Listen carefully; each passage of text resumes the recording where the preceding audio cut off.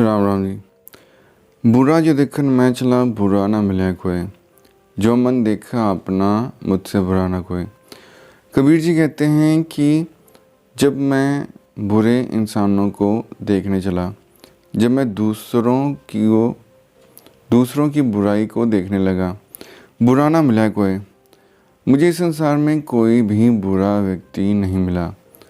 जो मन देखा अपना मुझसे बुरा ना कोई, क्योंकि सबको देखने से पहले मैंने अपने मन को देखा।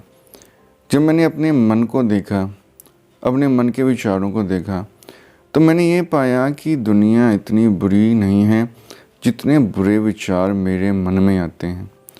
अगर हम सब अपने मन को देखें कि हमारे मन में सारा दिन क्या विचार आते हैं, तो हम अपने मन को खोलकर ऐसा अनुभव करेंगे कि हमसे बुरा कोई है ही नहीं। बाकी लोगों ने जो पाप अपराध किए हैं वो पकड़े गए और सामने आ गए, लेकिन हमारा मन जो अपराध करता है वो ना किसी की पकड़ में आया, ना किसी ने उसको दंडित किया। लेकिन हम अपने मन को तो देख सकते हैं। अगर इतने बुरे विचार हमारे मन में आते हैं तो किसी दूसरे को बुरा कहने की ज़रूरत क्या है। जैसे बाइबल में एक कथा आती है कि एक चोर को सब पत्थर मारने लगे, तो ईसा मसीह ने रोक दिया। उन्होंने कहा कि सबसे पहले पत्थर वो मारे जिसने अपने जीवन में कभी चोरी ना की हो। तो किसी का हाथ पत्थर मारने के लिए नहीं उठा। वैसे ही अगर हम अपने मन में देखें कि हमारे मन में किसी के प्रति कोई बुरा भाव कभी आया नहीं आया, तो हम देखेंगे कि हमारे मन में तो बुराइयां चलती रहती हैं। तो कबीर जी कहते हैं किसी दूसरे की निंदा करने से पहले अपने मन को स्वच्छ कर लें।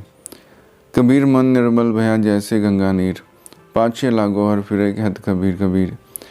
कबीर जी कहते हैं कि जब मैंने अपने मन को स्वच्छ कर लिया, स्वच्छ का अर्थ है कि मेरे मन में जब कोई भी बुरा विचार किसी के प्रति नहीं रहा, मेरा मन बिल्कुल स्वच्छ हो गया, सब विचारों से, बुरे विचार से मुक्त हो गया, तो मुझे परमात्मा की भक्ति करने की ज़रूरत नहीं पड़ी। परमात्मा खुद मेरा नाम पुकारता हुआ मेरे पास आ गया।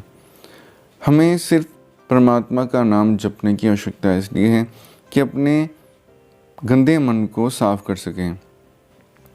अपने मन को स्वच्छ करने के लिए परमात्मा का नाम जपा जाता है, अपनी वृत्तियों को समाप्त करने के लिए।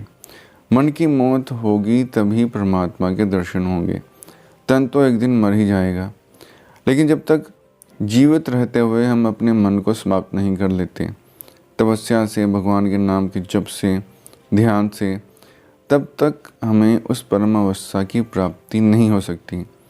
इसी के बारे में कबीर जी कहते हैं कि अपने मन को समझना चाहिए, अपने मन को दृष्टा बनकर देखना चाहिए, हमारे मन में दिन भर कैसे विचार आते हैं, और उन बुरे विचारों को हटाकर एक सात्विक विचार, एक सात्विक नाम, चाहे सतनाम ले लो, वाहेगुरु, राम ले लो, ओम ले लो, कोई भी एक नाम के साथ अपने मन को जोड़ देना चाहिए।